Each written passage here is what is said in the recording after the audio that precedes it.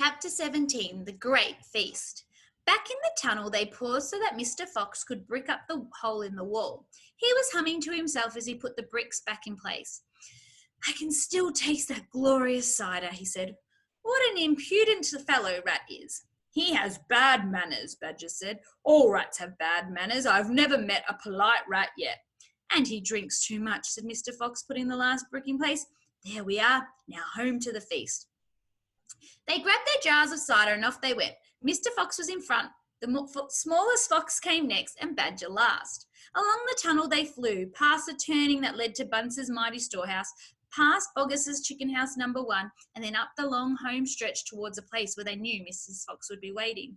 Keep it up, my darlings, shouted Mr. Fox. We'll soon be there. Think what's waiting for us at the other end, and just think what we're bringing home with us in these jars. That ought to cheer up poor Mrs. Fox. Mr. Fox sang a little song as he ran. Home again swiftly I glide, back to my beautiful bride. She'll not feel so rotten as soon as she's gotten some cider inside her inside. Then Badger joined in. Oh, poor Mrs. Badger, he cried, so hungry she very near died, but she'll not feel so hollow if she'll swallow some cider inside her inside. They were still singing as they rounded the final corner and burst in upon the most wonderful and amazing sight any of them had ever seen. The feast was just beginning. A large dining room had been hollowed out of the earth, and in the middle of it, seated around a huge table, were no less than 29 animals. They were Mrs. Fox and 3 small foxes, Mrs. Badger and 3 small badgers, Mole and Mrs. Mole and 4 small moles, Rabbit and Mrs. Rabbit and 5 small rabbits, Weasel and Mrs. Weasel and 6 small weasels. The table was covered with chickens and ducks and geese and hams and bacon, and everyone was tucking into the lovely food. My darling, cried Mrs. Fox, jumping up and hugging Mr. Fox. We couldn't wait. Please forgive us. Then she hugged the smallest fox of all, and Mrs. Badger hugged Badger, and everyone hugged everyone else. Amid shouts of joy, the great jars of cider were placed upon the table, and Mr. Fox and Badger and the smallest fox sat down with the others. You must remember, no one had eaten a thing for several days. They were ravenous. So for a while there was no conversation at all.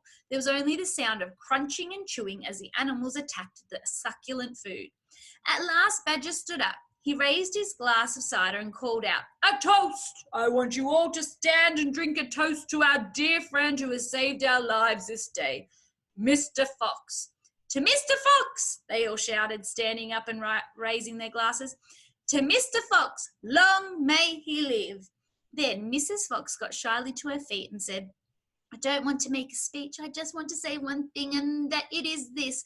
My husband is a fantastic fox. Everyone clapped and cheered. Then Mr. Fox stood up. This delicious meal, he began. Then he stopped. In the silence that followed, he let fly a tremendous belch. There was laughter and more clapping. This delicious meal, my friends, he went on, is by courtesy of Messieurs Bocchus, Bunce and Bean. More cheering and laughing. And I hope you've enjoyed it as much as I have. He let fly another colossal belch. Better out than in, said Badger. Thank you, said Mr. Fox, grinning hugely. But now, my friends, let us be serious. Let us think of tomorrow and the next day and the days after that. If we go out, we will be killed, right? Right, they shouted. We'll be shot before we've gone a yard, said Badger. Exactly, said Mr. Fox. But who wants to go out anyway? Let me ask you that. We're all diggers, every one of us. We hate the outside. The outside is full of enemies. We only go out because we have to get food for our families. But now, my dear friends, we have an entirely new setup. We have a safe tunnel leading to 3 of the finest stores in the world. We do indeed, said Badger. I've seen them.